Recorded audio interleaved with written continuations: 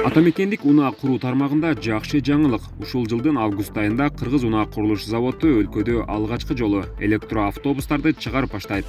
Алгачкы электроавтобустар Кыргызстандын эгемендүүлүк күнүнө карата даярдалат. Кыргызстан эгемендик алгандан бери атамекендик унаа куруу тармагы жолго коюлган эмес. Эми өлкөдө алгачкы жолу кыргызстандык адистер тарабынан унаа куруу тармагы жанданууда. Жеке ишкер Нурбек Осмонов атайын Европанын унаа куруучу заводдорун кыдырып, алардын ишмердүүлүгүн изилдеп чыккан соң, Ош шаарында унаа куруучу завод курган. Бүгүнкү күндө коомдук унаалардын алгачкылары даяр болуу алдында турат.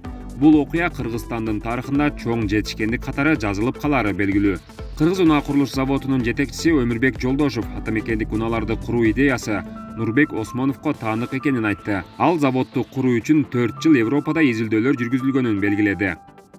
Кыргыз унаа курулуш заводу электро унааларды 2022 жылы чыгарууну көздөп жатат. Дал ошол жылдан тартып электро унаалар Евразиялык экономикалык биримдикке мүчө өлкөлөргө, коңшу мамлекеттерге экспорттоло баштайт. Азыркы учурда Япониянын унаа чыгарган заводдору менен биргеликте иштеп жатабыз. План боюнча электро унааларды 2022 жылдын аягында чыгарып калабыз.